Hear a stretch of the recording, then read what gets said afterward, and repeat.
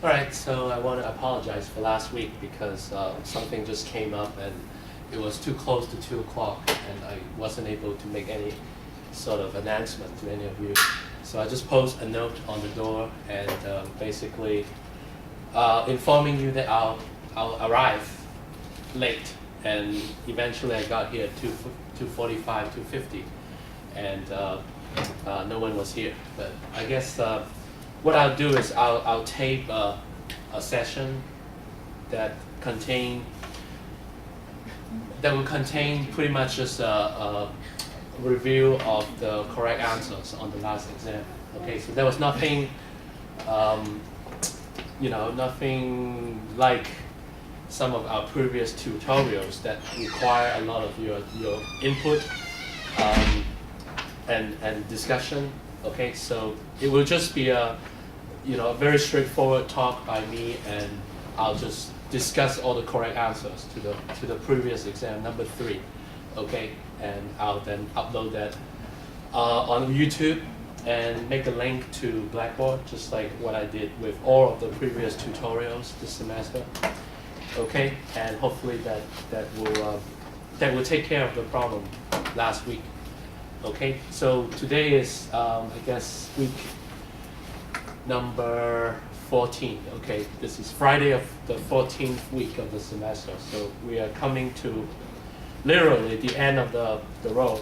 And so what I want to do is, unless you have some of your own questions you would like to ask, otherwise I just want to go back to the extra credit assignment that I gave immediately following the exam. So that would be not the Monday or Wednesday lecture this week, but the Wednesday lecture of last week, during which I gave you a worksheet, and the title of the worksheet was Structure, Bonding, and Properties. Okay, and this is a pretty traditional way of wrapping up first semester general chemistry. Okay, because if you look at the last couple of chapters, chapter 10 pretty much dealt with the shapes of the molecules. Okay, and you have to understand this, right? And I mentioned this several times already in lecture, that we are only going to look at covalent compounds from now on, because ionic compounds, they're everywhere. I'm not saying that they're rare or anything like that. Minerals are everywhere, as you are probably aware. But since we want to prepare students for organic chemistry, which is coming up next, and so I guess even the book has bonding theories as chapter 11, immediately following chapter 9 and 10. So which means that even textbooks also has in mind that, okay, let's look at the covalent compounds. Okay, let's get you really thorough with your understanding of covalent bonding and covalent compounds. Okay, ionic bonds, yeah, I mean those ionic compounds, those are everywhere.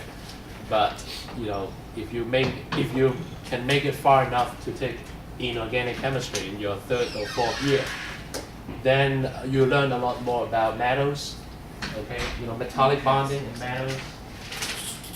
So let me just give you an idea of what you learn. I mean, as far as inorganic chemistry, you're gonna basically know a lot more about metals, because this semester we didn't spend quite as much time talking about copper. Okay, what are the properties of copper? What are the properties of zinc and manganese and all these wonderful metals, and sodium, potassium, and so on. Okay, but you can imagine, right? Well, metals form metallic bonds, so which gave the metals their unique properties, like good conductor of electricity and so on and so forth. Right? We talked about all that already. So if you sketch a picture of a metal, or at least a model, you try to come up with a model of metal. Okay, you're going to have the metal atoms like this, and then the delocalized electrons are kind of on the surface of the metal. They are also everywhere. Okay, but the atoms of matter pretty much form a crystal structure, and the electrons, the delocalized electrons are on the surface of the crystal. Okay, which explains why, okay, if you push electrons into a piece of metal, some of these electrons are just going to be pushed out. Okay, it's not a problem.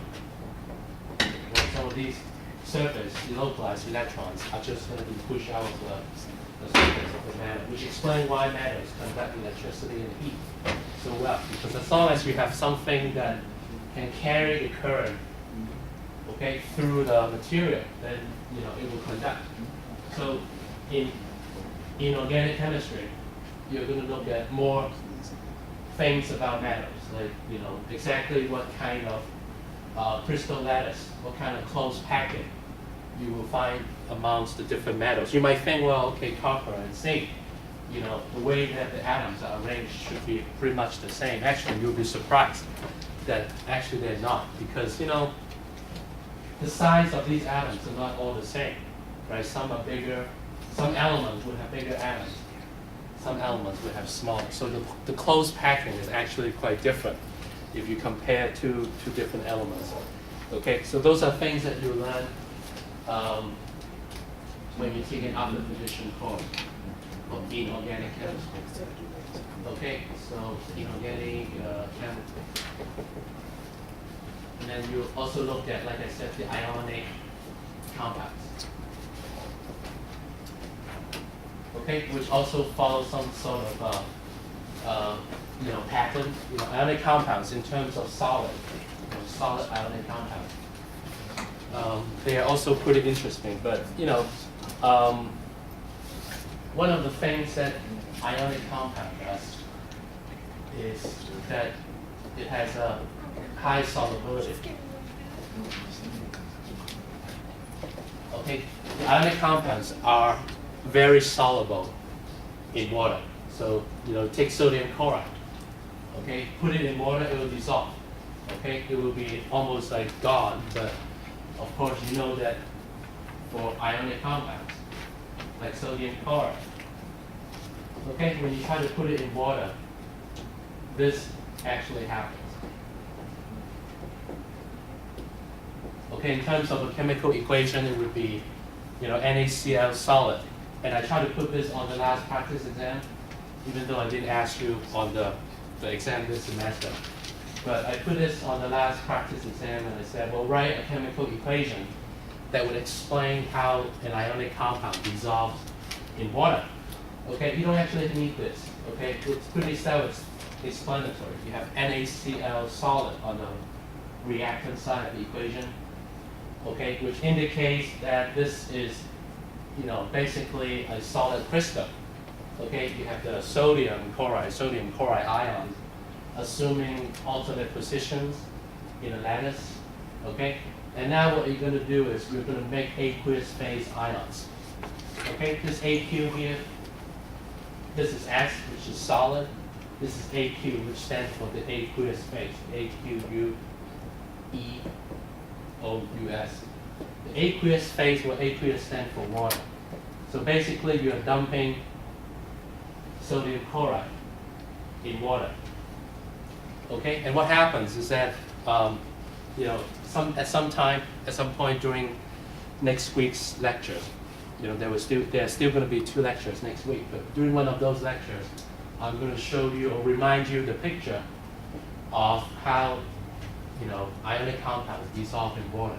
So basically, you have these H2O molecules everywhere in water. Of course, you can imagine that in a big glass of water, you're just going to have these tiny little water molecules everywhere. Okay, and you are looking at liquid water. Okay, so these molecules are not really that far from each other. Right? So you might have another one pretty nearby. Okay, whereas in the solid phase of water, which is ice, okay, or also known as ice, the water molecules are pretty much packed together. So you have one over here, and maybe immediately next to it, you'll see another one. And they're all kind of nicely packed together, just like one of these crystal lattices. okay, for metals or ionic compounds. So when you freeze water, it will just give you the solid water, which is ice.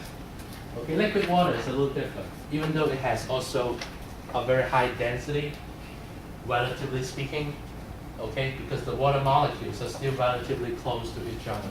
But they have a little more freedom now, right, in the liquid phase to move around a little bit. Okay, but they're still, strongly attracted to each other. Okay, and these are very strong attractions.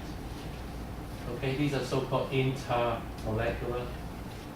Right, learn this term because in Chem 116, this is the first thing you're gonna look at in chapter 13 or 14 or something like that.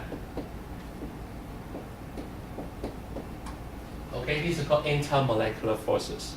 Okay, the bond here, right here, that connects the oxygen to hydrogen in water, that's intramolecular force.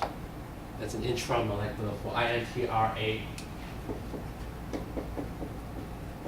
MO, the rest of the word. Intramolecular, that is basically the bond between the hydrogen and oxygen in the water molecule. Okay, it's intra, which means inside the molecule. Inter means between two different molecules. Okay, so these are fundamentally independent water molecules. But, the fact that, every molecule is basically just a collection of charges, positive and negative charges, means that these charges can easily interact with each other. Okay, so it's a matter of just basically describing these forces appropriately, okay, and be able to kind of interpret these forces in a way that would give you some explanation of the properties of liquid water, or how come things like sodium chloride can dissolve so well in something like water. Okay, so these are both forces. First of all, okay, a bond is basically an attractive force. Okay, they are the same thing, right? A bond is not application of glue. Okay, there's no glue here. There's no glue here, gluing the atoms together. It's simply oxygen has protons, electrons. Hydrogen has protons, electrons. They attract each other. That's it. Okay, so intramolecular forces are no more than just electrostatic forces, or in other words, bonding is simply looking at attractive forces between the charges, carried by the oxygen atom and the hydrogen atom. Okay, and these intermolecular forces are pretty similar.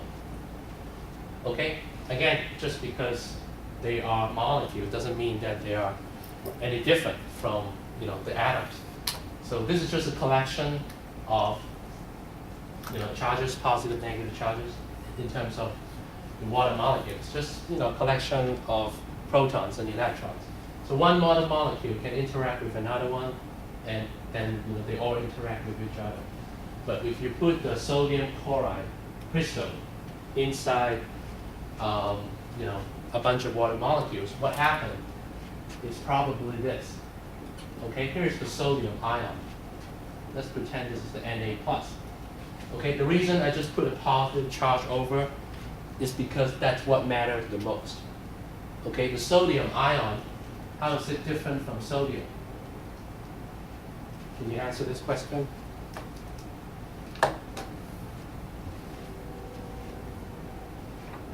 How is sodium different from the sodium ion? It lost one electron. That's right.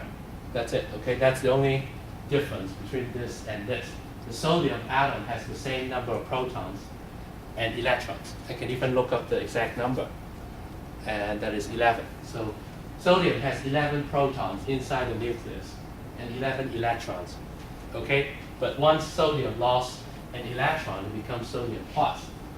Okay, and that's pretty much what matters the most, is the additional proton in the nucleus of Na plus versus the number of electrons.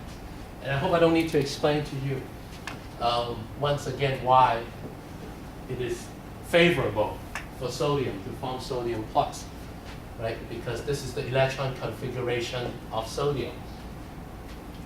Okay, so losing one electron is actually a good thing. It's a good thing for sodium, okay? Because now you're looking at the valence shell of sodium, which has 8 electrons. And so we call this an octet. Okay, sodium has an octet, or actually Na+, I'm sorry, not sodium. The sodium ion, Na+, has an octet. So Na+ is stable. Na is not, because Na has no octet. It has 1 valence electron. So the only thing that matters in the Na+ ion is the fact that it has 1 more proton in its nucleus than the number of surrounding valence electrons. Okay, or all the electrons surrounding the nucleus. Doesn't matter in this case. It's the fact that there is 1 more proton than electrons, which gives us a net +1 charge, and that's why I use this to represent the sodium. Now it's a big charge, right? I put a circle over a positive charge. Okay, it's a +1 charge. What happens is that, okay, the water molecules, they basically see a +1 charge over here, okay? And it's a big charge. What happens is, okay, these oxygen atoms of water, okay, immediately kind of orient themselves so that they could interact with the charge. Okay? And this is favorable interaction because the oxygen would like to be close to the charge, the +1 charge. Okay, so a bunch of oxygen immediately crowded around the positive charge and stabilizing the positive charge like this. But what about the chloride ion? Right? So it's always sodium chloride. What happens to the chloride ion? Can you imagine? It gets surrounded by the hydrogen. Yeah, right? yeah, that's it. Okay, so because the -1 charge on the chloride, Cl-, okay, the fact that it's a -1, okay, explain why, okay, when you put the chloride ion in the beaker of water molecules, okay, then in this case, instead of the oxygen atom, it's the hydrogen atom, okay, crowded around the minus charge, okay, and therefore stabilizing the minus charge in the beaker of water. And this is very true about all the ionic compounds. Not only sodium chloride, but any ionic compound, okay, exhibit this property, which is, has high solubility. All the ionic compounds, they generally have high solubility in water, okay? And that's what, what you're going to learn a little more about in organic chemistry. But I guess even at this level, okay, this is not such a difficult thing to imagine. Right? I don't have a very nice picture here, but in lecture I'll be able to just use one of your books figures, okay, and try to point out to you that this is what happens, or at least that this is how we think of the process of solution, or the process of dissolving something in water, okay, and why is it a good situation for both, mainly I guess for the ions. So it's a good situation, it's stable for this guy and this guy. So they would rather be in the aqueous phase, okay, and remain dissolved in water rather than just one giant piece of sodium chloride, maintaining its shape and everything within the glass of water. So, okay, so instead of, here's your glass of water, you put the sodium chloride crystal, okay, into a glass of water. And you don't have to do anything. This is a spontaneous process. Okay, once you put the crystal of sodium chloride in a beaker of water, the next thing you're going to see, this whole thing sort of disappear. But okay, disappearing is not the right word to use. Okay, sodium chloride simply dissolved by the water molecules in the beaker. Do the sodium atoms stay at the top? Not necessarily. I just drew it this way. No, they're everywhere. It's a liquid phase, so these ions tends to move around, constantly. Okay, even at ambient temperature, even at an ambient temperature of something like room temperature, 25 degrees Celsius, all these ions and water molecules, they have enough random energy, kinetic energy.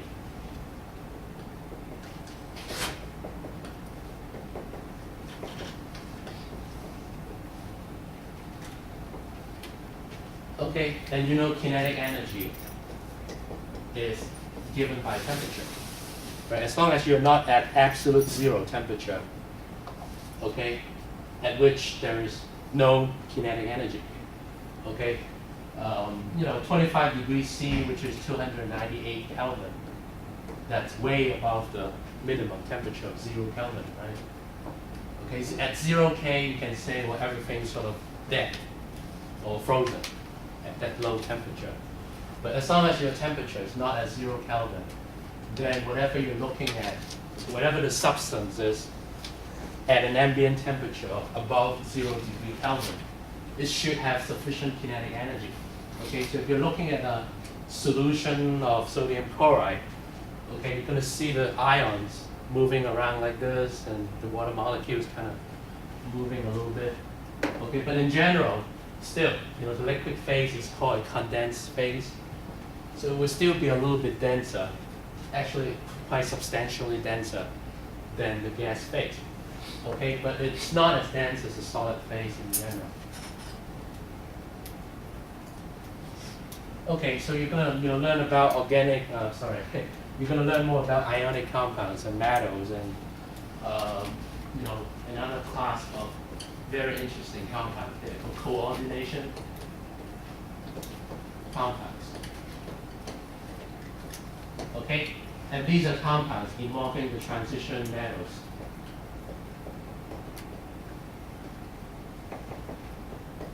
Okay, well, why are they interesting? Because they are very colorful. They are very, very colorful. I mean, look around you. I mean, this color right here, I wouldn't be surprised if it's because of the transition element. You mix in a little cadmium or a lead or whatever, okay? And that's how you create, nice color like that. So if you're into paints and coatings and things like that, the transition elements would be of high interest to you. But these are things that you wouldn't learn very much in general chemistry. These are all topics for inorganic chemistry.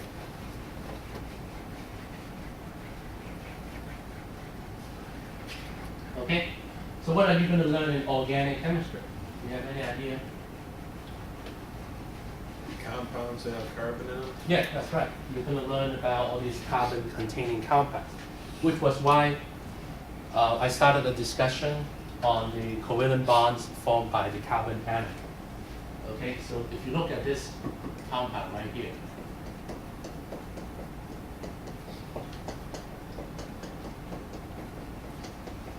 okay, what I just drew is the Lewis structure. This is the Lewis structure of organic compound, which is called propane.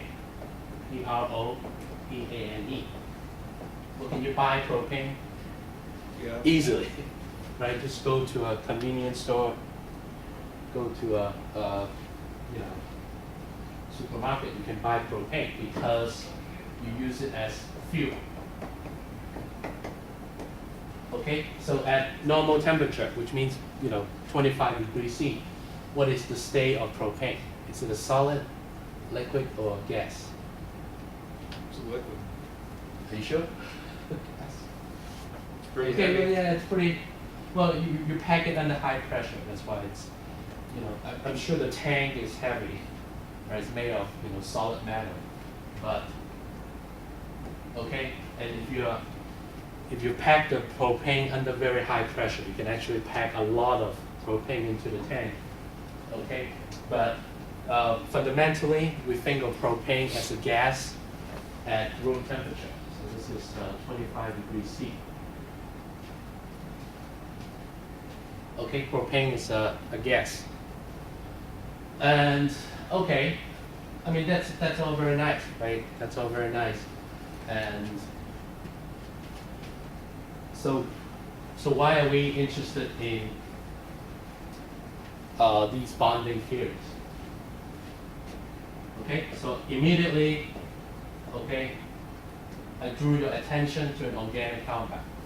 And we talk about, okay, fundamentally what it looks like and what we use it for, okay? But what is the relationship between all those properties? These are all properties of propane, right? Being a gas at room temperature, and we use it as fuel. These are all so-called properties. Properties. These are all properties of propane. So how do these properties relate to the bonding theories? Okay, that's what this worksheet was about, that I gave you to look at on Wednesday of last week. Okay, and I said, well, those questions I asked on the worksheet, they were a little more challenging. So that's why I don't count this as anything but extra credit. So if you were able to answer these questions correctly, I think it deserves something extra. So what I want to do, like I said before, is to spend maybe the next hour just looking at the various questions on the worksheet. And maybe we should start with this. Okay, since I mentioned propane already, maybe we should start with just looking at how come the bonding theories are important, because it relates to properties.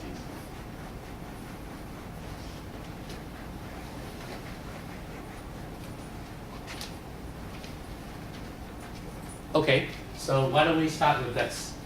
Here are some of the questions I might ask, okay?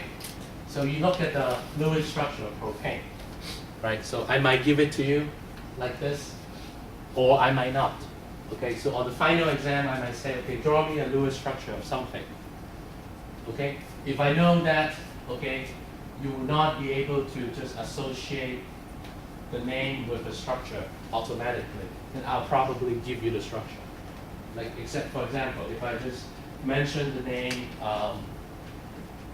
acetylene.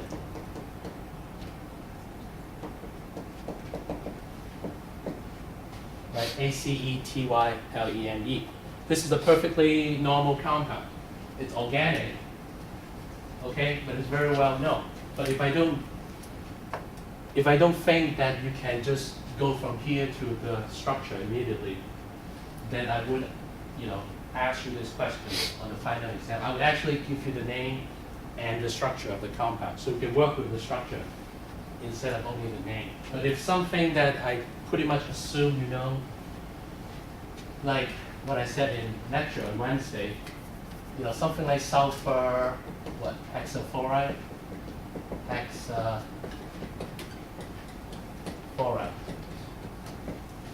So if I give you a name and I expect you to know what the name, means, then I'll just give you the name and I'll ask you for the Lewis structure. Okay, so as you know, this is sulfur with 6-fluorine. It's a covalent compound, and you can tell using several different strategies, right? Because they are both, this element right here, sulfur, and fluorine, they are both nonmetals. So nonmetals form covalent compounds with nonmetals. And also, it has only, one sulfur and 6 fluorines, unlike in the case of, something like sodium chloride, where you actually have, a large quantity of these elements that are, being packed together in a crystal. So the Lewis structure for sodium chloride, I can imagine, and I cannot imagine what it would look like. You might try to draw something like this, Na and then Cl like this. And this is wrong because,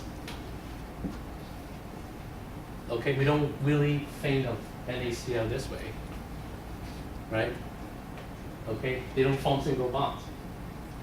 Okay, Na becomes Na plus. Okay, for losing its own valence electrons. So Na becomes Na plus by losing the 3s electron. Okay, and chlorine just pick up an electron somewhere. Okay, so it's not accurate to say that, well, chlorine has to pick up the electron from sodium. No, sodium just decided to give that electron away to something. Okay, and chlorine decided to grab an electron from somewhere to form the chloride ion. So NaCl pretty much look more like this. Okay, just a bunch of sodium ions and a bunch of chloride ions, just packed together like that. So, there are several ways you can use to decide whether this is an ionic or covalent compound. But this is actually covalent, okay? Or you can go with the electronegativity, just like the way I showed you, right? The electronegativity of sulfur compared to the electronegativity of fluorine. You can just do all the calculations that I showed you, remember? Okay, and that way you'll also be able to say, okay, on this triangle here, okay, these are the ionic compounds, these are the metallic stuff, okay, and then the covalent compounds are over here. Then SF6 would be probably somewhere around here. So you can say, well, SF6 is probably a covalent compound. Okay, so there are several ways I introduced already this semester for you to distinguish whether a compound should be ionic or covalent or metallic.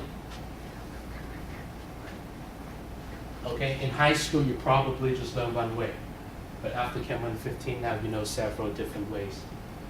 Okay, so from here to the Lewis structure, okay, you pretty much have to kind of understand the way that we construct a Lewis structure, right? You put something in the middle, use that as your central atom. So we always have something like a carbon or sulfur or nitrogen as the central atom, and then you just surround it with the other atoms, and then you try to form bonds, right? Obviously, these atoms are expected to be bonding together. Okay, and then you apply the octet rule, and make sure you form the right kinds of bonds, right? In this case, single bonds will do the job. So you have 1, 2, 3, 4, 5, 6. You have 6 single bonds, okay? And make sure the fluorines have lone pairs to fulfill octet. And sulfur, in this case, what are we going to call that sulfur right here? Does it obey octet rule? Yeah, it's expanding. Right? The sulfur, there's no choice. Otherwise, you have to take off 2 fluorine in order to make sure sulfur has octet. Okay, and unfortunately, we actually, sulfur will still have to expand octet even if there are only 4 fluorines. So SF4, the Lewis structure of SF4 would have a lone pair in sulfur. So sulfur is still expanding its octet even if you have only SF4. Right, let me draw this again. So SF6 is like this.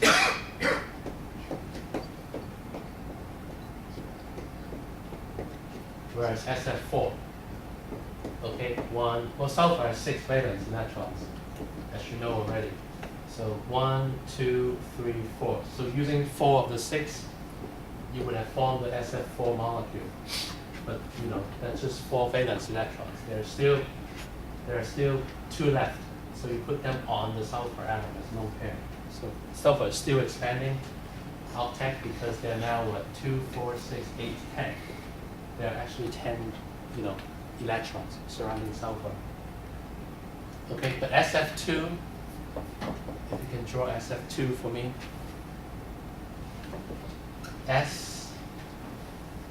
Right, there are 2 fluorines, so I just kind of surround sulfur by the 2 fluorines. Okay, fluorine has 7 valence electrons. 1, 2, 3, 4, 5, 6, 7. Okay, sulfur has 6. So 1, 2, 3, 4, 5, 6. Right, this is the correct Lewis structure for SF2. So if you just represent the single bonds by a dash, okay, in order to distinguish the bonding electrons from the lone pair, then SF2 would look something like this in terms of its Lewis structure.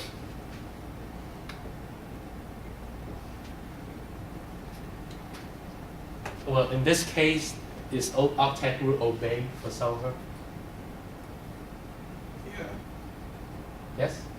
Yes. Right, because single bond here counts as 2, so 2 belong in to sulfur, 2 for sulfur, and then 2 lone pairs. So 2 single bonds, 2 lone pairs, that makes up 8 electrons. And there are 8 electrons surrounding sulfur in this Lewis structure. So octet group is actually obeyed. But sulfur is actually expanding octet here and here. Okay? So that's kind of what you need to prepare yourself to do, right? It's to go from a name to a formula, and then from formula to a Lewis structure, which is always difficult. I'm not saying this is, even though this is what you expect to know, I'm not saying this is easy.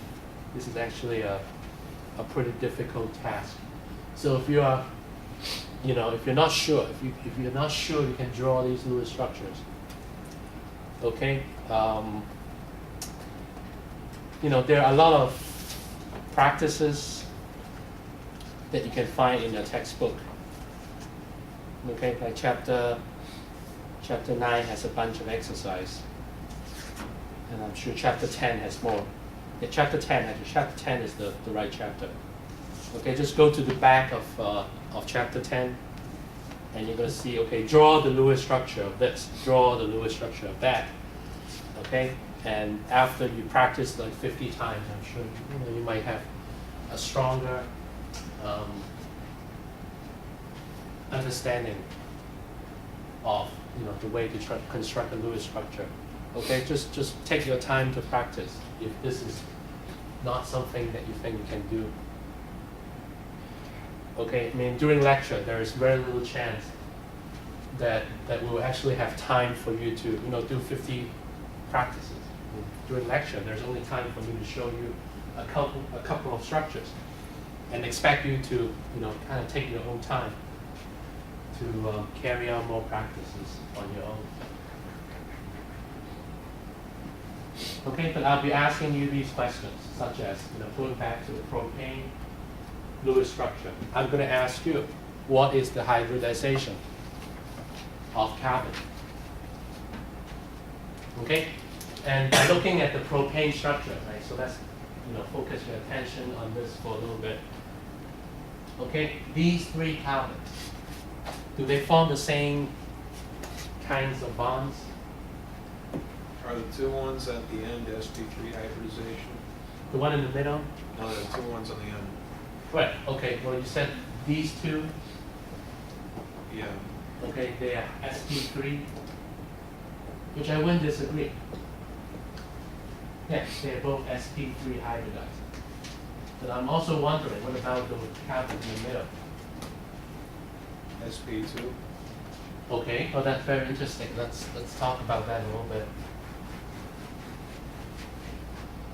Okay, you were saying, okay, the 2 N carbons, these 2, they're both sp3 hybridized.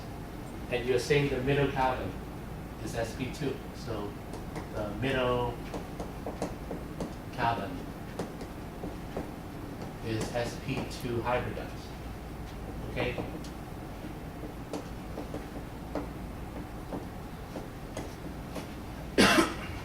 So the middle carbon is sp2 hybridized, and the N carbon is sp3.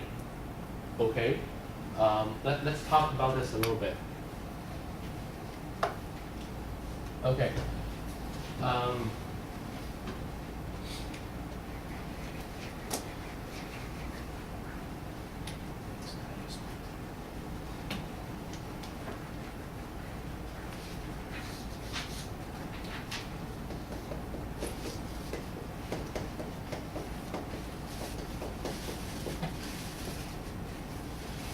Let's talk about this a little bit. Okay, the idea of hybridization. What does that mean? Okay, I'm sure if I ask you this question, you can write me 2 pages. Okay, you can write a 2-page essay, or you write nothing. Okay, because that's kind of what it is. It's so abstract that you need 2 pages just to explain to me this one word. Or you couldn't come up with even 1 sentence because you just don't know what to say. But can we get some sort of like a basic understanding of this? Something that you can just explain in a couple of sentences. What is hybridization? Which is the key to the valence bond theory. two Okay. atoms covalently combine in their valence orbitals combine to form a new one? That's covalent bonding, right? That's covalent bonding. You know, that's a perfectly good explanation, but it's not for valence bond theory or hybridization. You just explain covalent bonding. So what is this going? What is this?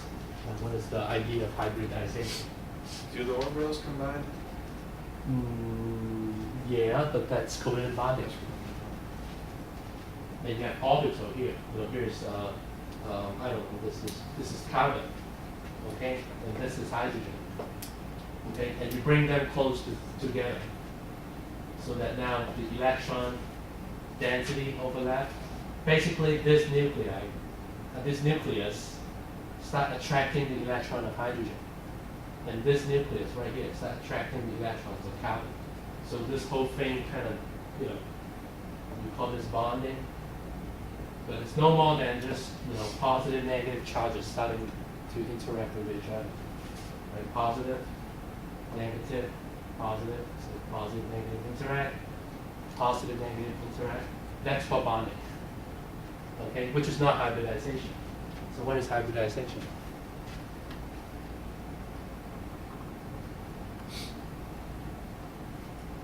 Okay. The shape also changes when The shape of what? like the carbon and like Well, it depends on how you think of the shape of the atom in the first place. Right? I mean, what is the shape of the carbon atom? Well, in the neck of a better description, I would just think of it as a sphere. Okay? But if you start putting 4 hydrogens on the sphere, this is not a sphere anymore. This is we kind of describe the shape formed by all these different atoms. Okay? And I'm sure I'm not drawing this right, but this looks like what? Tetrahedral. So tetra. I mean, this is CH4. This is not the propane molecule here. So I'm assuming you're talking about one of these. The carbon with 4 hydrogen, which is methane, which is also a fuel. This is propane. This is methane. Methane is also something that you can just burn. This is a gaseous fuel, so you can just burn methane and it will release a lot of heat. Okay, but the shape is tetrahedral. But I'm not talking about the shape of carbon and hydrogen. I'm talking about the carbon in the middle, and then you got these hydrogen nuclei surrounding the carbon. Okay, and forming something like a tetrahedron. So mathematically, this is it's not a triangle. It's not a pyramid. It's a tetrahedron. It has 4 edges. 1, 2, 3. Let's see. 1, 2, 3. Well, this one actually has, 4 atoms at the corners. So I guess that's why it's tetra. Tetra means 4.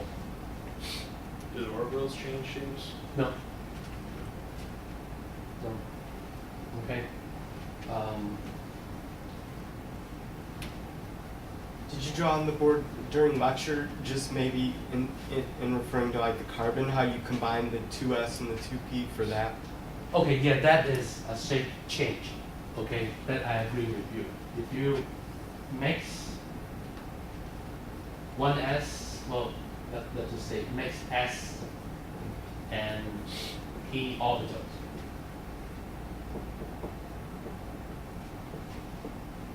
Okay, and so if you just mix s and p, you get sp, 2 of them. You get 2.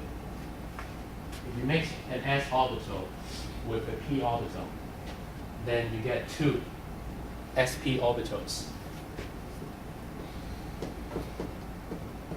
Okay? S orbital is sphere, right? Spherical. The p orbital is like a dumbbell. Okay, what's the shape of this orbital right here, which is called a hybrid orbital? These are not hybrid orbitals. These are just regular S and P orbitals. But the SP is called a hybrid orbital. Okay? And what is the shape of the SP orbital? Yeah, this I agree with you. There's a change in shape. Okay? I would tend to think of this as also a sphere, just in the neck of a better word to describe the shape. Because if you imagine, right? Okay, the S orbital is like this. Okay? The P orbital is like this. So what's the average between S and P? An oval. Yeah, okay. You know, maybe, okay, something like that. But just for simplicity, I mean, this is close enough to being a sphere. I know it's not a perfect sphere, but it's close enough. So we call this, you can assume that the SP orbital has a spherical shape, just like the S orbital of any element. Okay, even though it's not a perfect sphere, you can just assume it to be a sphere. But more appropriately, you call it an S-type orbital. Okay, it looks like a sphere, so you call it an S-type orbital. Okay, so in this sense, in this very specific sense, yes, I agree with you, there's a shape change. Because the P orbital, once it hybridizes, it will no longer retain the shape of the P orbital because it's mixing together with S. And I mean, this is difficult for me to, make it crystal clear, okay? Because I don't know, and no one knows, okay, exactly how this happens. I mean, if I take a chair and I mix it with a table, I can show you, right? If I just kind of chop up a chair, chop up a table, and then somehow pack them together, give you something new. Okay, then I can show you physically how you can mix these two things together to get you something new. Okay, but these are not even physical. I mean, an orbital is what? It's just a space within which you can probably find electrons. It's not even a physical object. I mean, all we're talking about here is that the carbon atom has electrons. Okay? And we don't know exactly where to find the electrons of carbon, but we have a good idea. Okay, if we look in this sphere, we'll be able to probably find a couple. Okay, and what we're talking about is just mixing spaces. Okay, mixing this space and this space to create a new space. Okay, which assumes the shape of approximately a sphere, and we give a new name. It's called SP hybrid orbital. Okay, and that's basically what hybridization is. Okay, in a nutshell, that's what's happening to carbon. And I hope it is clear to you, or maybe not. Maybe it takes a little longer to really absorb all these. Why does carbon hybridize in the C3H8 molecule? Why does carbon? You're saying, okay, this carbon right here and this carbon right here, they are both sp3 hybridized. Why would the carbon atom hybridize? It's bound into the 3 hydrogens. Yeah, not only to the 3 hydrogens, but also to the carbon. Right? So this carbon right here, and also this carbon right here, the 2 N carbons, each one is trying to form 4 bonds. Well, this is not part of hybridization, but it is part of the covalent bonding discussion and part of the valence bond theory. If you just kind of zoom into this part of the structure, so instead of looking at the whole C3H8, if you just look at the carbon right here, okay, or this carbon right here, okay, just take your magnifying glass and just zoom in. Okay, what you're going to see is this, kind of, okay, you see a carbon which is desperately trying to form 4 bonds. Okay, well, it doesn't matter, right? This one could be hydrogen, this one could be hydrogen, this one's hydrogen, and this one carbon. Okay, it doesn't really matter. Okay, or you could have carbon everywhere, like in dynamite. you know, look at the diamond, okay? All the carbons are just bonded to other carbons. There's no hydrogen in diamond. Okay, if you actually go buy a diamond, okay, you're going to be looking at just carbons bonding to each other. Okay, and how many carbons are bonded to each carbon? Well, the answer is 4. Just like in the case of C3H8. Each carbon is forming 4 bonds. So it doesn't really matter too much at this stage of the discussion what other elements or atoms are bonded to carbon. I just want to know, okay, if I just look at one of these atoms in the covalent compound, okay, how many bonds does this atom require or requires to you know, to form those, to you know, to complete the picture? So you're right. I mean, okay, in this case it's 4. So I asked the same questions in lecture. Okay, how many bonds are being formed by this carbon atom? And the answer is 4. Right? Okay. And I also show, you know, some other cases where carbon is not forming 4 bonds, like this one right here. So this carbon is trying to form how many bonds? 2. How many? 2. 2? Yeah, that's right. Yeah, well, it's a double bond, but it's just 1 bond. This one right here is just 1 bond. This is bonded to just one other thing. You know, it could be an oxygen, could be a carbon, could be a nitrogen, whatever can, you know, form that bond with carbon through double bonding. Okay, that counts as 1 bond. Okay, so this one, the carbon, are only forming 2 bonds. So you have this problem here, right? Carbon trying to form 2 bonds, carbon trying to form 4 bonds. Okay, so how can carbon accommodate all these different requirements? Okay, maybe this one is the same as this, but this versus this. How can carbon accommodate both situations? One forming 2 bonds, the other forming 4. Okay? So in quantum chemistry, we come up with this idea, which is called hybridization. And that's how we're going to explain. Okay? How come carbon can do so many different kinds of arrangement?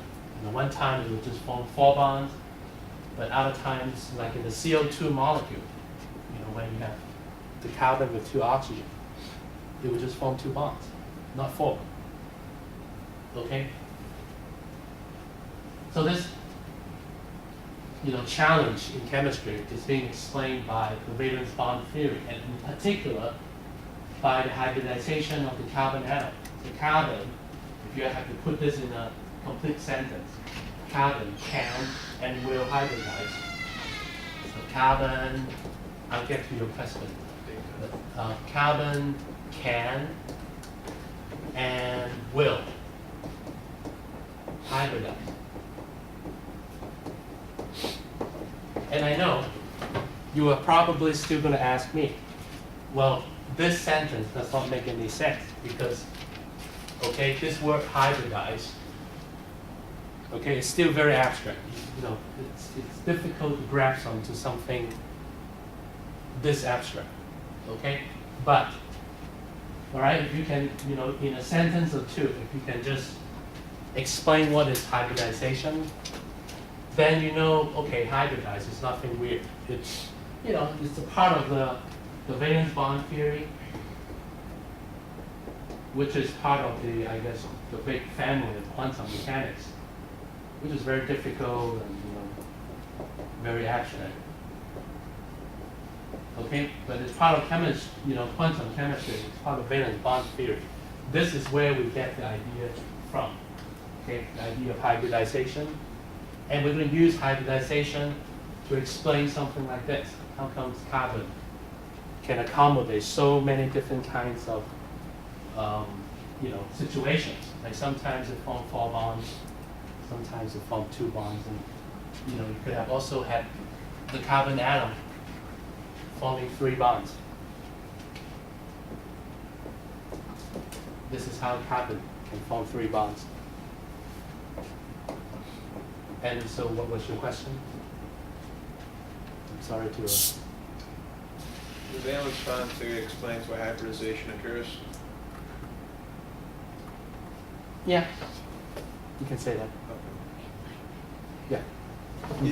Is hybridization here used in the same context as like when you that one picture with the residence hybrid?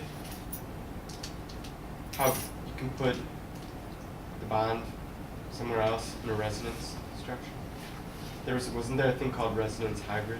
That's different, actually. That's different. No, Oh. no, I'm glad you asked because it takes me a little bit to think about your question, which is, which shows that your question is actually pretty deep. No, this is not the same residence hybrid.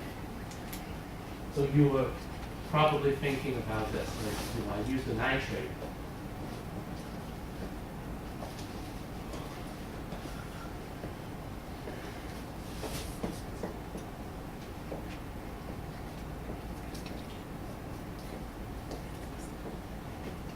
Okay, so these are all resonant structures of nitrate,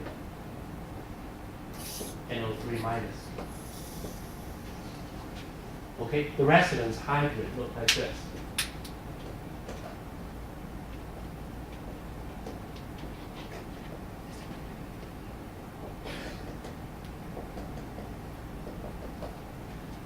Okay, which is the average. This picture right here is supposed to be the average of all of these structures. Okay, so if you kind of average all three of these Lewis structures, you get this one.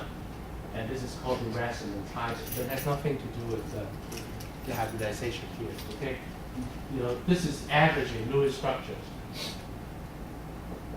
This is called the resonance hybrid. Okay, and that has, that hybrid has nothing to do with these hybrid orbitals. Because here you're averaging orbitals. Here you're averaging Lewis structures. Okay, but I'm very glad that you asked. All right.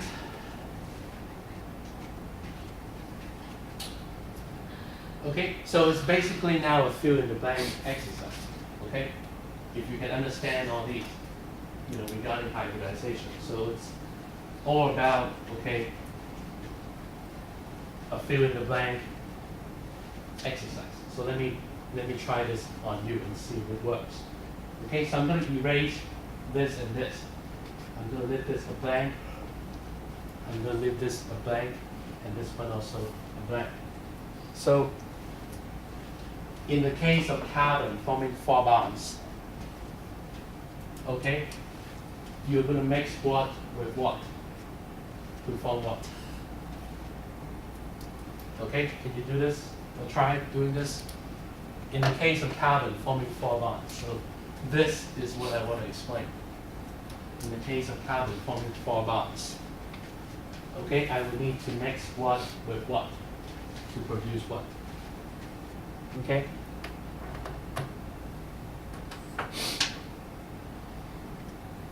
S&P orbitals. Well, how many? You have to give me the exact quantity. You're going to mix S and how many P in the case of 4 bonds? 4 P's, right? No, you don't need 4 P's. Because you already have the S. Oh, it's 1 P. Right? No, well, you need 4 bonds. Oh, it's just So 3. Yeah, yeah, that's right, that's right. Okay, so you're going to mix S and 3 P. Okay, so what should go here? To form, yeah, to form sp3. How many of these? 4. 4, yeah. Okay, so you're going to mix S and 3p orbitals. Well, and the 3 here, I mean, it's very confusing, I know. This is not the same as this. Right? Okay, when you write 3p, it kind of implies you're looking at, okay, well, carbon, for example, has this 1s2, you know, 2s2, 2p6, 3s2, well actually, it's carbon does not even have this many electrons. Carbon only has 6, okay? So maybe we need to find something like magnesium, which has, you know, more electrons. So 2p6, 3s2, 3p6, 4s2. So, you know, when you said 3p, people would usually think of 3p in terms of, you know, the specific 3p orbital, which distinguishes itself from 2p. When you said 3p, it's not the same as 2p, so people know this sort of things. Okay? But here is p, p, and p. Okay? Which is 3 p's. You're taking 3 of the carbon's p orbitals. Okay? And so where are the carbon's p orbitals? So here's carbon. Okay? The electron configuration is 1s2, 2s2, 2p2. Okay? I'm going to take this one right here and take all 3 of these.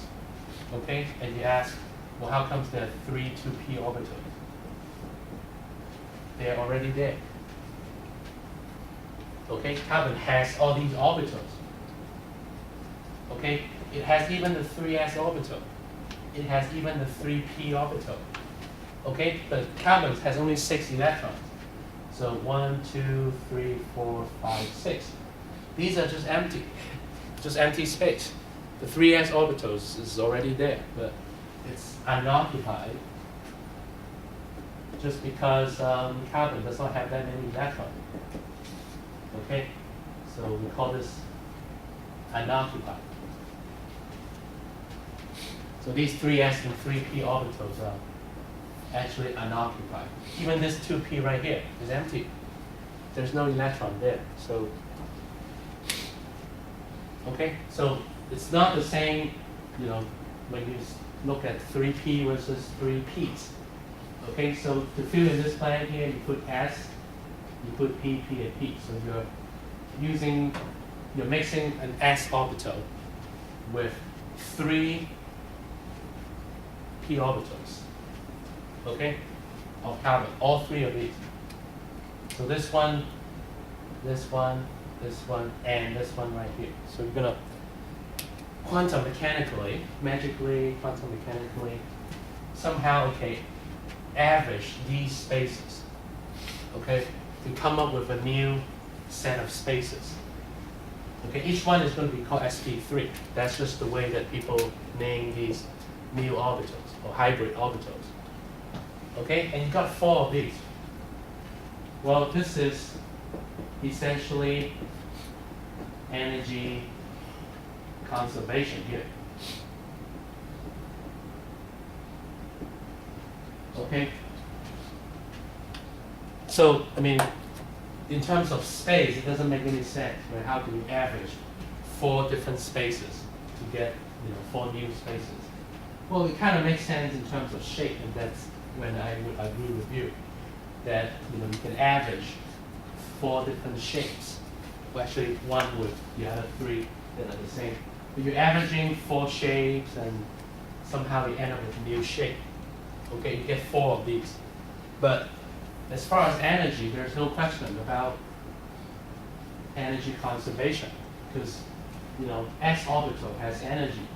All of these p orbitals has energy. Okay, so after hybridization, okay, you should get 4. Otherwise, energy is not conserved. Okay, somehow, you know, if you lost an orbital here, okay, then people will question, okay, how come you've lost an orbital? Okay, maybe, you know, you're not really thinking about energy conservation, but, you know, the fact that, you know, every time hybridization occurs, okay, if you're mixing 4 atomic orbitals, unhybridized orbitals, you get 4 hybrid orbitals. And that's because of energy conservation. You don't want to violate the principle of energy conservation. Okay? So this explains hybridization. Okay? So just to, you know, finish up the valence bond theory, or what else is going on. Okay, so now we've got our hybrid orbitals. What we're going to do is we're going to look at, actually forming the bonds. So I guess the next step is simply, just figuring out bond formation and symmetry.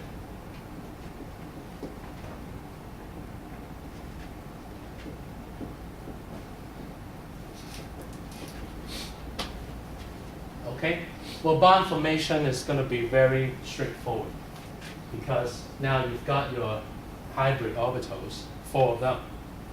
Okay, well, just go ahead and form those bonds. Okay, that's what carbon wants to do anyways. Okay, now that carbon figure out a way to do it, let's do it. Okay, I mean, if carbon cannot figure out or does not figure out a way to form 4 bonds, then maybe it can't form 4 bonds. Like hydrogen, can hydrogen form 4 bonds? No, because hydrogen cannot figure out a way to do it. Okay, hydrogen is not an element that has a way to form 4 bonds. What about nitrogen? Can nitrogen form 4 bonds? No. Okay, you said no. What about this?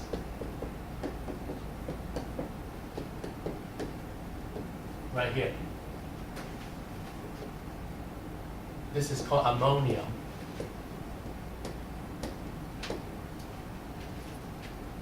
Okay, in which nitrogen actually can form 4 bonds. What about amino acid?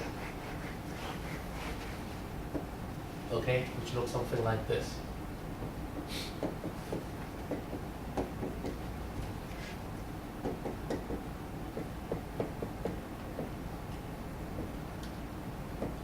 Actually, let's put the nitrogen over here. Okay, this is amino acid. Right, this is how you form protein. Okay, so this is the building block of a protein macromolecule. Okay, so okay, let me see.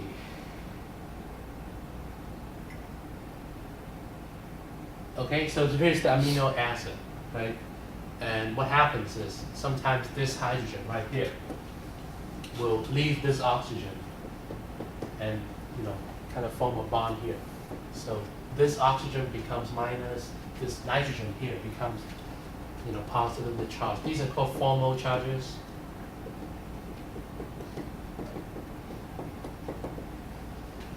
Okay, which explain why sometimes you can actually dissolve protein in water because it's like sodium chloride ions, right? Because of the charges on the amino acid molecule, it could be dissolved in water. Okay, but in this case, the nitrogen here, again, if you take your magnifying glass and just zoom into this nitrogen, nitrogen is kind of like this carbon here. Okay, it's trying to form 4 bonds.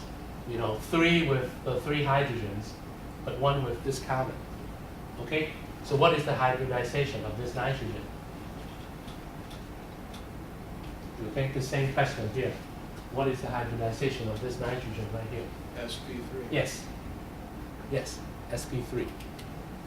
Okay, so not only carbon would, consider this option, sp3 hybridized, but this nitrogen right here, as long as, you have an element that try to accommodate 4 single bonds, okay, try to form 4 bonds, it would undergo this process, which is called hybridization.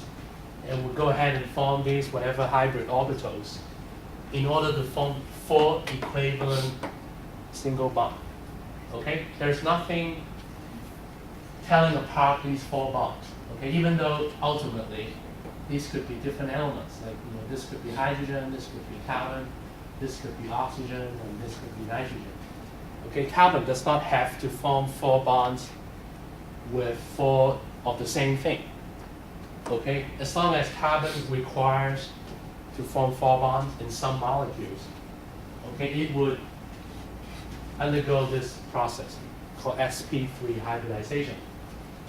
Okay, and that's how you can explain the way that carbon form 4 bonds, or in this case, nitrogen forming the 4 bonds in the amino acid molecule. Okay? All right, let's see if we can answer also this question here. So let's look at the case where carbon form two bonds. There are actually two different ways carbon can form two bonds. Okay? So one way is the carbon forming a double bond. The other way is carbon forming a single and a triple bond.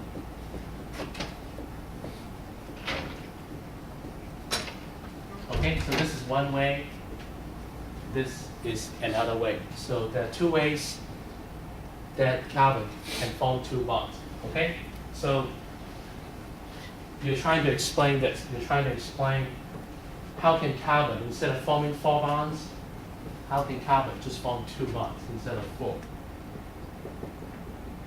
Okay? And without quantum mechanics, there's not a whole lot we can do as far as answering this question. Okay?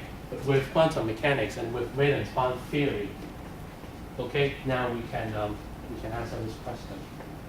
So we'll try to do this, and then I'll basically wrap up with symmetry. Okay, and hopefully we can also go back to look at the C3H8 molecule. Okay, and actually a lot of the questions on this worksheet, okay, other than resonance structures and VSEPR theory, okay, a lot of this is just the same thing, looking at different atoms in a covalent compound and trying to explain the bonding, okay, by the use of the valence bond theory. Okay, so in a sense we are looking at the questions on this worksheet, even though we are not directly answering the question, but close enough. So why don't we look at this right here, okay, for now. Look at this one right here. Okay? So carbon is trying to form two bonds. Okay, like in the case of CO2. Okay? Carbon trying to form two bonds. What would be the proper way for carbon to do it? If carbon cannot figure out a way to form the two double bonds, then we don't even have CO2. I mean, CO2 is everywhere. Okay? Every breath you take, you are generating CO2. Now you know that. Okay? Every breath you take, you are generating CO2 from carbon and oxygen. Okay? So if there's no way that carbon can form these double bonds with oxygen, then we might as well not have carbon dioxide in the whole universe. Okay? So this is the big question here. What are we mixing? Or what is carbon mixing? Not me, but what does carbon, what kind of orbitals carbon mix together to form these new hybrid orbitals, which enable the CO2 molecule to be created? Is it SP2? Yes. Yes, agree? The rest of you? Okay, you mix the S and two P's.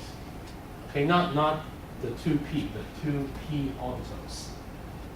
Okay, you mix S, P, and P to create sp2. Oh, wait a minute.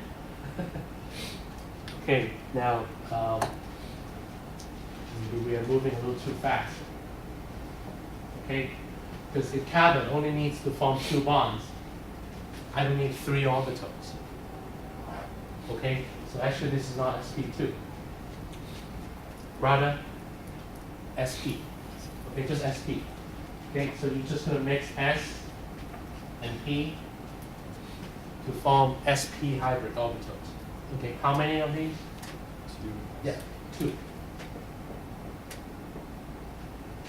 Okay, two sp hybrid orbitals. Okay, that will enable us to basically form two bonds. Okay? If we don't go into the symmetry, then that's it. This is the end of the consideration as far as hybridization is concerned. This is it. Okay, you've just answered my question. It will form two sp hybrid orbitals to accommodate the two bonds. Okay? Well, if you're going to consider also the symmetry, then you would start looking at something like, sigma bonding and pi bonding, which is, the next stage. Okay? But as far as hybridization, that's it. It's going to be sp hybridized. What about here? This one with the one single bond and one triple bond.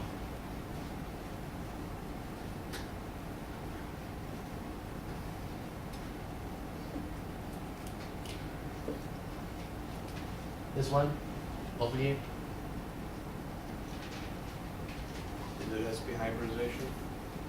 Okay, so you think it's SP? What about the rest of you?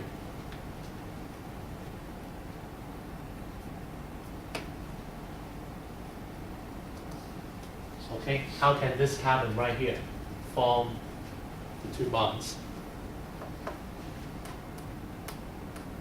It must hybridize. Otherwise, carbon cannot do this. Okay, so it's just a matter of what you mix and what hybrid orbitals would, come about as the result of this hybridization. Okay, so this is a blank, this is a blank, and this is a blank. So you can fill in the blanks. Okay, mix what with what to form what? 1S and 1P. Okay, so you're sticking with your answer. You're just gonna put the S here, put the just 1P, okay? And so the result is S3 hybridization. And you're gonna end up with two of these, okay? Because just 1 and 1, which is 2, so 2 become 2. That's just energy conservation. Okay? And the answer is yes. Okay, I agree with you. So this carbon here is sp hybridized. Not sp2, I was wrong before. This one here is also sp hybridized. Okay, and we already talked about this one. This one is sp3. In fact, just fast forward a little bit. This carbon right here should have been also sp3 hybridized. Okay, only yes, and then this carbon is not the same as the other two, because these two would have 3 hydrogens on them each. Right? This one has only 2, but it doesn't matter. This carbon is trying to form 4 bonds.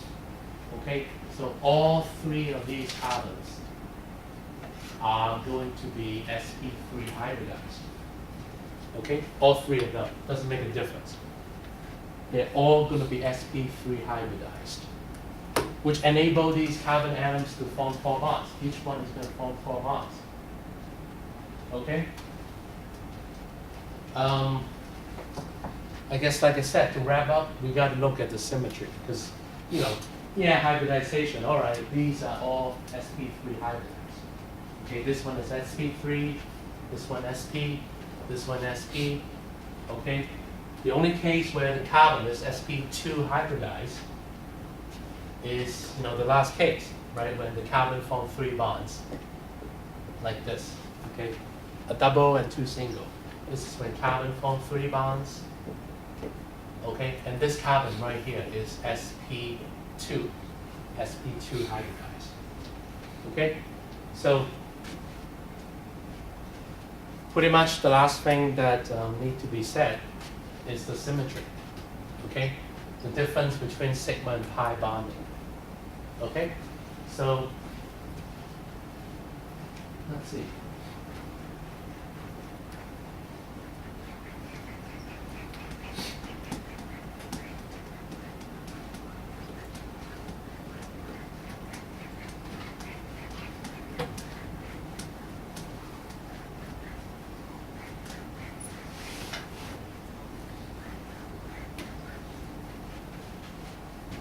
Okay. So let's go back and look at the C3H8 molecule right here. Okay, just this one right here. So you've got a carbon, you got another carbon, and you got another carbon. Okay, that's what's being shown in the structure. And then this carbon is bonded to a hydrogen, this one hydrogen, this one hydrogen, and this one hydrogen.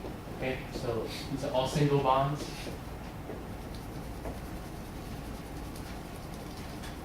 All right. Okay. All right. So you know each of these carbon is going to be sp3 hybridized. Okay. So that's pretty clear.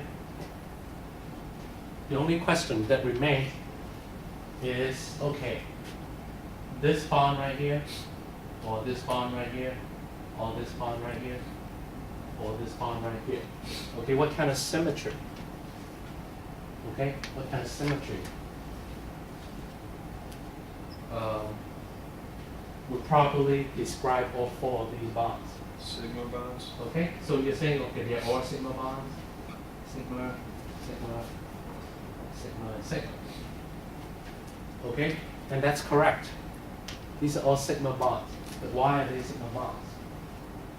They involve s orbitals. Okay, these are all sigma bonds because each one involves the overlapping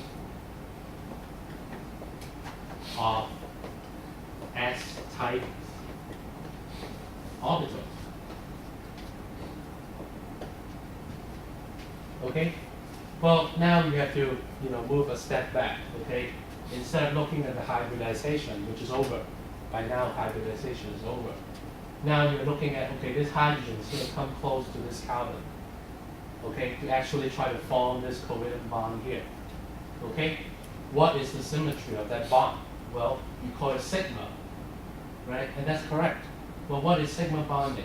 It's basically the overlapping of S-type orbitals. Okay, so what are the S-type orbitals? One of them is going to be the sp3.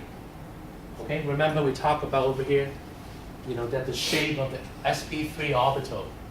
Well, you suggested oval. I wouldn't disagree because I don't know what to call it. It's weird, right? You put a sphere together with a dumbbell, and somehow you're supposed to end up with a shape, a recognizable shape. Okay, well, I don't know, but it's going to be close enough to being a sphere. Okay, so let's call it a sphere, or S-type. Okay, so no question about that. sp3 orbital is an S-type orbital. Then you look at the hydrogen, right? Well, hydrogen has only the one s orbital. Okay, because it has only one electron, right? And the one s orbital is where you're going to find that one electron.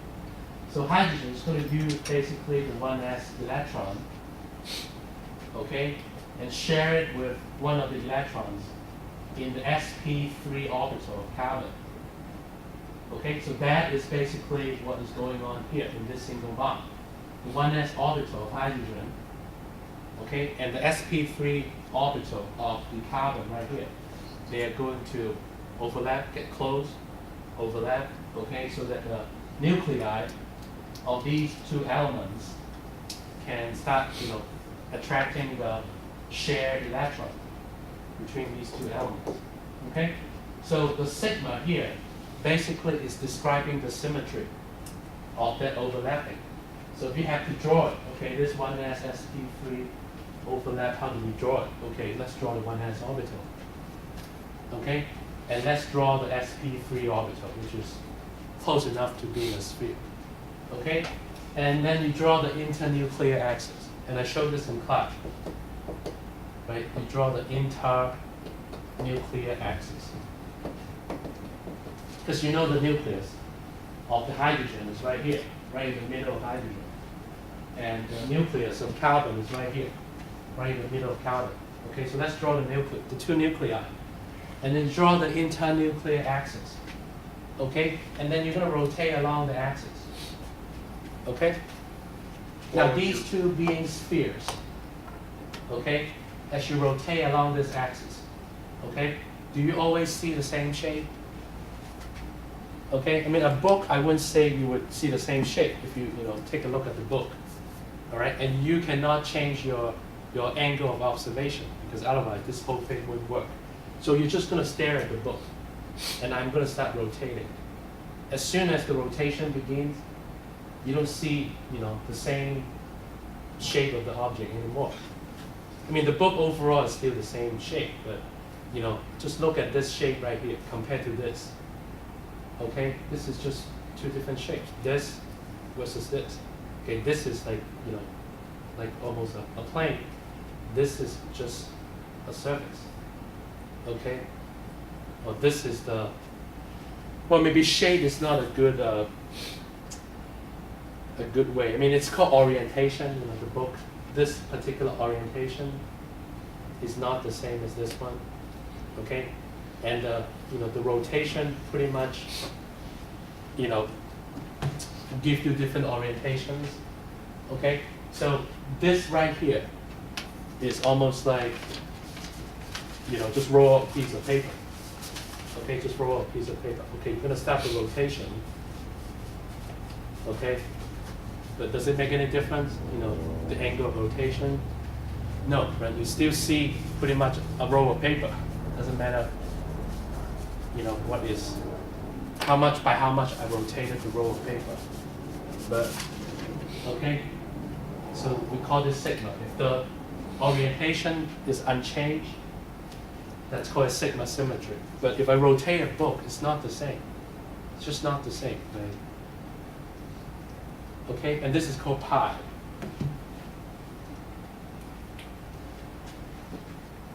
If I rotate a plane,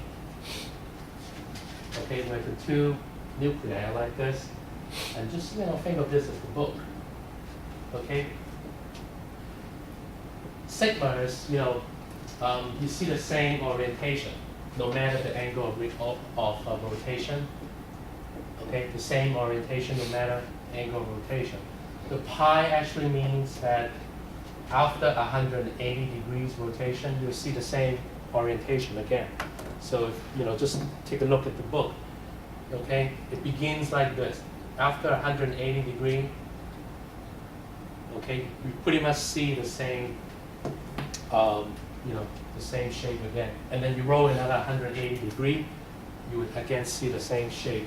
So that's basically how pi bonding is defined. It's the 180 degree rotation, giving you the same shape again. Then, if you go on to look at the delta bonds, okay, the delta bonds would have been, whatever the degree is, okay? And, I mean, there's a proper definition of delta bond, okay? Even though, I can't quite recall exactly. I mean, I have an idea, but I don't want you to, get any wrong information. But as long as you can tell apart the sigma and pi symmetry, okay? Then hopefully you'll be able to describe every one of these bonds. So you have a sigma bond here, sigma, sigma, sigma. In fact, every bond in a CH3 molecule is sigma. Okay, every one of these single bonds is a sigma bond. Okay, now here is something which is very important actually. A sigma bond is actually a line bond. The pi bond is a planar bond. Okay, one is a planar bond, the other one is a line bond. Okay, so if everything is very confusing and so on and so forth, well then at least learn how to recognize sigma bonds. Okay? Alright, so put down the right hybridization and then, okay, put down the right symmetry, sigma or pi. If you're putting down a sigma, okay, then you are basically telling me that, okay, the bond is linear. Okay, this overlap with this is just going to give you almost like a line. Okay, a line symmetry. Whereas if you're saying, okay, it's a pi bond, it's not sigma. Okay, the pi bond is a planar symmetry. Okay, it's the whole plane, which involves electrons. Here, pretty much the electrons are moving one dimension. They're kind of concentrating on this one line right here. But this here, the electron can go two dimension. Okay, the electrons are everywhere on the plane. Whereas, in the line bonding or sigma bonding, the electrons are one dimensional. They are kind of concentrating. I mean, they're still kind of random. I mean, you don't know where they are exactly. But you can kind of think of that as electrons being concentrated on a one-dimensional space. Okay? Which explains also that, this one is tetrahedral, this one is also tetrahedral, and this one is also tetrahedral. So all three of the carbon, if you look at each one, you're going to see the rest of the atoms, kind of, oriented in such a way that each shape can be called tetrahedral. So this whole molecule here, even though it appears to you as, just 3 carbon side by side, the reality is that, I hope you also have seen something like this during one of the experiments, right? The computer modeling experiment. This bond angle right here, the CCC bond angle, is not 180 degrees. Right? I hope this is, you would assume this is 180 degrees. It is not.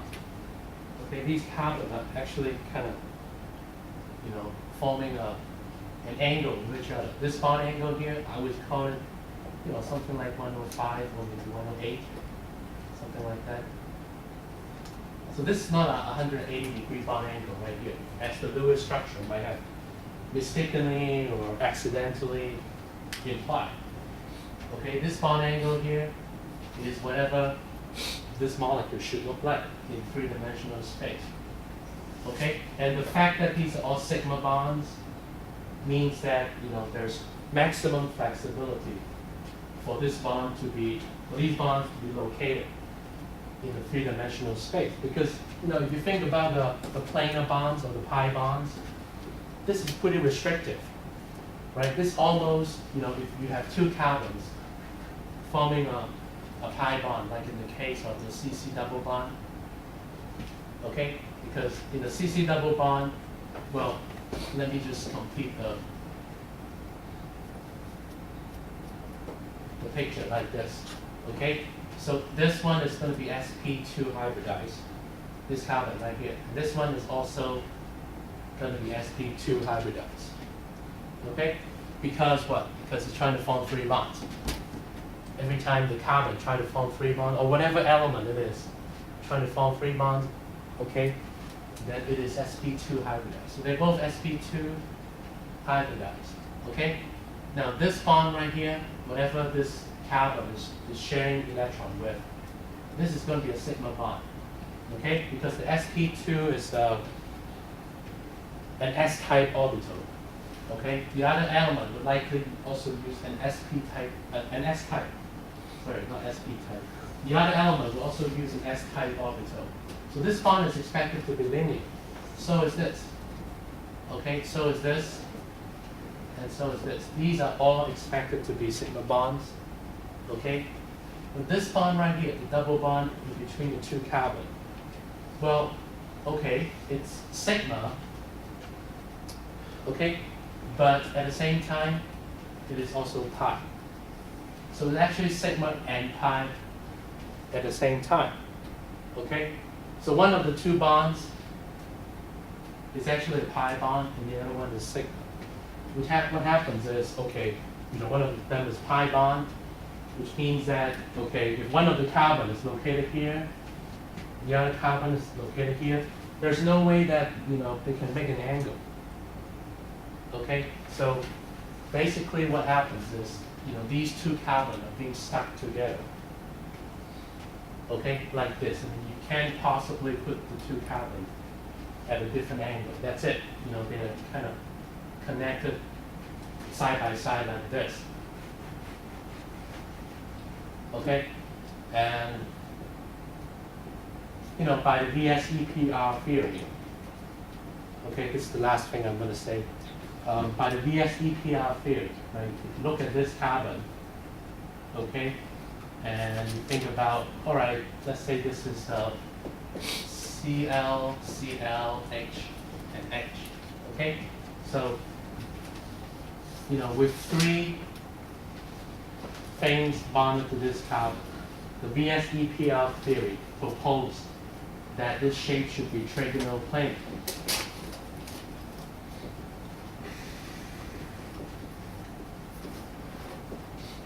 Okay, the shape right here should be trigonal plane. And, well, which basically means that, okay, this carbon is locked in space with this carbon.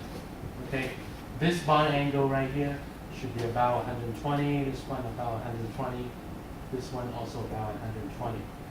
But, you know, essentially, you know, the three atoms, one right here, the other one right here, and one more over here. These are all basically 120 degrees away from each other, and they just form like a triangle. Okay, there's no need to, you know, have an atom, you know, a little above or below the plane of symmetry, because that's what ESEPR predicted. You know, this is just a trigonal planar arrangement. So, you know, if you put a chlorine here, put a hydrogen here, okay, and over here, kind of similar situation, right? In the case of a CH2Cl2 molecule, okay, if you put the hydrogen here, chlorine here, and the double bond kind of locking the two carbon in space, not allowing any sort of rotation, then this is it, you know, okay? And we call this the trans configuration. This is called trans. Okay? As opposed to what? Well, okay, if this is not a chlorine, if this is actually a hydrogen, and the chlorine is, you know, on the other side, well, this is a totally different compound. Okay, the two are not identical. In fact, this one is called a cis isomer. So those two are called geometric isomers. Okay, and they have very different chemical properties.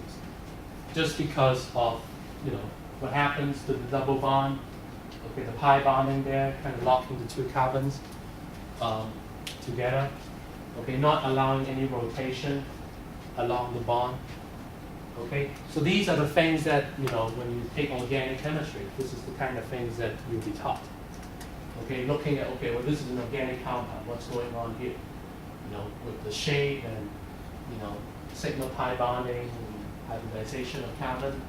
Okay, you're just going to look at each organic molecule using these theories, okay, to kind of make sense of the way that these bonds are formed. Okay, now the other thing that kind of give away more information about these various organic molecules is the intermolecular forces, which you learn in Chem 116. So you don't have to worry too much about this right now, except that if you want to, you know, have fun with, if you want to have fun with the online homework, which is due on Monday, then you know, you would want to look up, just write your name for attendance. Okay, so if you want to have fun with the online homework, then you might want to look this up. This is the topic you want to, you know, you might want to wait until Chem 116 to pick up. So I just pass around a sheet of paper. If you can just write your name on it. That will be for attendance purpose, for keeping track of attendance. Okay? And what I'll do is I'll, you know, for that extra credit worksheet, I will type up some sort of standard solution. Okay, I'll type up the, you know, brief answers to everyone. And then I'll upload that. Okay, so you can download it and, you know, just use whatever information I provide for your reference. You have a question you want to ask me? We're talking about the lab report that apparently there was a download for it. Our lab is on Wednesday and it wasn't there Wednesday. Okay, it's not a download, it's an actual upload. You're uploading. Well, I mean, upload your lab report, but it wasn't there Wednesday when we had lab, and we turned our paperwork in Wednesday.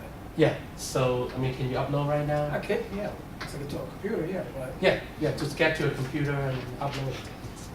That's it, you know.